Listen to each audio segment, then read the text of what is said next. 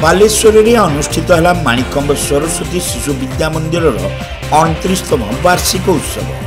पूर्ण व्यक्तित्व विकास शिशु विद्या मंदिर भूमिका संपर्क में अतिथि आलोकपात। बालेश्वर सहर माणिकंब सरस्वती शिशु विद्या मंदिर 29तम वार्षिक उत्सव अनुष्ठित हो जाइछि।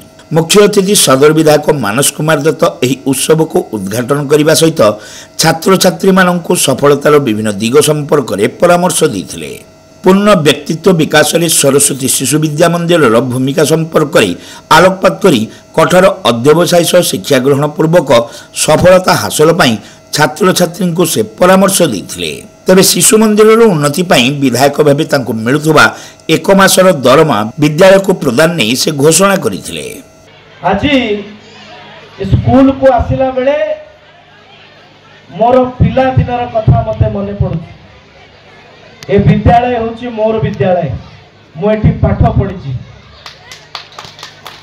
आ जो माने जो अभिभावक माने बा मो कथा को सुनुथुबा जो श्रुतिबृंद माने मनरे प्रश्न उठाउथुबे, मन भितरे प्रश्न आंदोलित करुथुबे कि शिशु मंदिर व्याख्या कौन, शिशु मंदिर गाथा कौन।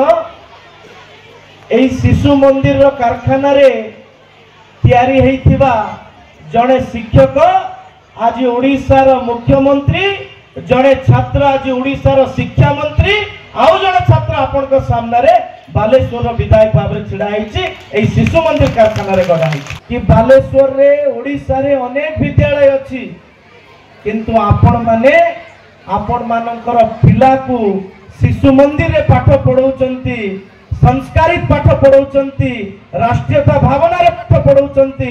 तेणु मु अनेक अनेक आपण मानकु सर्वप्रथम धन्यवाद दउची, साधुवाद दउची कि आपण माने आपण मानकु पिला को शिशु मंदिर रे पाठ पढ़ाउचंती।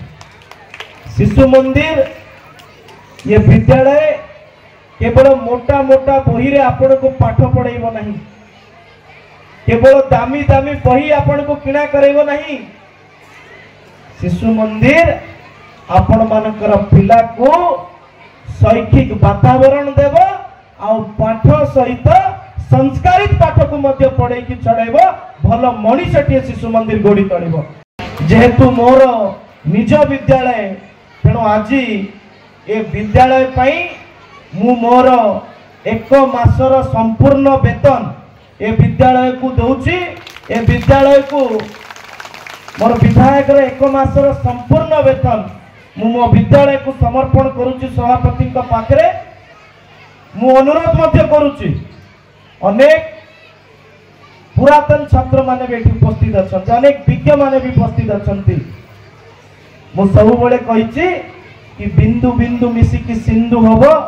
सरस्वती शिशु विद्या मंदिर को आउरी आगो को नबा पई आम समस्तंकर प्रयास आवश्यकता अछि, सहभागितार आवश्यकता अछि।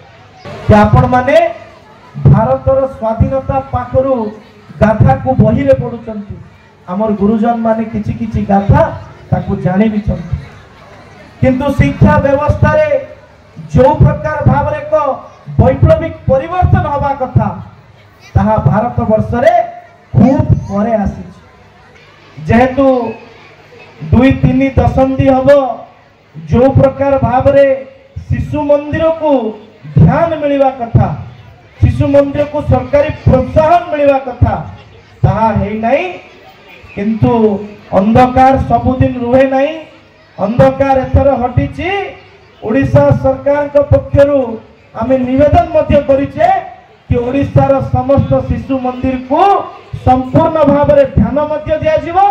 आउ ए जो छोटिया छोटिया विषय शिशु मंदिर गुरुमा एबे हमकु कहिले मु मोर पारु पर्यंत गुंडुचु मुसा परिका ए सेतु निर्माण रे निश्चित भाव में बाली झाड़ीबी। एटा मु आपण मानक सामने कथा दउछि। राष्ट्रदीप पत्रिकार संपादक चित्तरंजन महापात्र एथिरे मुख्य वक्ता भाव जोगदे गुणात्मक शिक्षा, नूतन शिक्षा नीति एवं पिलांक सफलता पई अभिभावक मानक भूमिका संपर्क में आलोकपात करथिले। ଶିଶୁମାନଙ୍କୁ ଯୋଗ୍ୟ ନାଗରିକ ଭାବେ ଗଢ଼ିବାରେ ଶିକ୍ଷକ ଶିକ୍ଷୟିତ୍ରୀଙ୍କ ସମେତ ଅଭିଭାବକଙ୍କ ଗୁରୁତ୍ୱପୂର୍ଣ୍ଣ ଭୂମିକା ସମ୍ପର୍କରେ ସେ ବିସ୍ତୃତ ଆଲୋଚନା କରିଥିଲେ। ସ୍ରୋତର ଅନୁକୂଳ ଦିଗରେ ଯିବାଟା ଅତି ସହଜ, କିନ୍ତୁ ପ୍ରତିକୂଳ ଦିଗରେ ଯିବାଟା ଟିକେ କଷ୍ଟ। ଅନୁକୂଳ ଦିଗରେ ଗଲେ ଆମକୁ ମଜା ଲାଗେ, ଆନନ୍ଦ ଲାଗେ, ଖୁସି ଲାଗେ, କିନ୍ତୁ ପ୍ରତିକୂଳ ଦିଗରେ ଗଲେ ଟିକେ କଷ୍ଟ ଲାଗେ। ଆପଣମାନେ ସମସ୍ତେ ସାଂସ୍କୃତିକ କାର୍ଯ୍ୟକ୍ରମ ଦେଖିବା ପାଇଁ କି ଶୁଣିବା ପାଇଁ କି ଅପେକ୍ଷା କରିଥିଲେ। ମୁଁ ଏବେ ଭାଷଣ ଦେବାକୁ ଯାଉଛି, ଅର୍ଥାତ୍ ଏଇଟା ସ୍ରୋତର ପ୍ରତିକୂଳ ଦିଗରେ ଯିବା ଭଳିଆ। ତେଣୁ ସ୍ରୋତର ପ୍ରତିକୂଳ ଦିଗରେ ଗଲେ ସାମୟିକ ବା ତତ୍କାଳୀନ ଆନନ୍ଦ ମିଳି ନପାରେ, କିନ୍ତୁ ଦୀର୍ଘସ୍ଥାୟୀ ଆନନ୍ଦ ମିଳେ, ଦୀର୍ଘସ୍ଥାୟୀ ଲାଭ ମିଳେ। ସରସ୍ୱତୀ ଶିଶୁ ମନ୍ଦିରର ध्येय वाक्य होची सा विद्या जा विमुक्त है। सरस्वती शिशु मंदिर संस्कार पाई आज सरस्वती शिशु मंदिर समग्र ओडिशा रे गोटे आंदोलन भाव में मुंड टेकी। ए आंदोलन सहित आमे समस्ते मिसिकी अछंती। यह आम मानक पाई एक सौभाग्यर विषय वस्तु। विद्यालय परिचालना समिति सभापति भवेन्द्र कुमार राउत एथिरे सभापतित्व करने सहित स्वागत अभिभाषण देथिले। संपादक शिवानी शंकर पंडा विद्यालय परिचालनागत संपादकीय विवरणी और प्रधान आचार्य मिनती राणी नायक वार्षिक विवरणी उपस्थापन करथिबा बेले छात्र छात्री माने स्वागत संगीत गान करथिले। एही अवसर रे विभिन्न प्रतियोगिता रे कृतित्व हासिल करथिबा छात्र छात्री को अतिथि माने पुरस्कृत करथिले। सभा परे छात्र छात्री द्वारा सांस्कृतिक कार्यक्रम परिवेषण करा जायतिला। समस्त कार्य को विद्यालय गुरुजी गुरुमा और कर्मचारी माने परिचालना करथिले।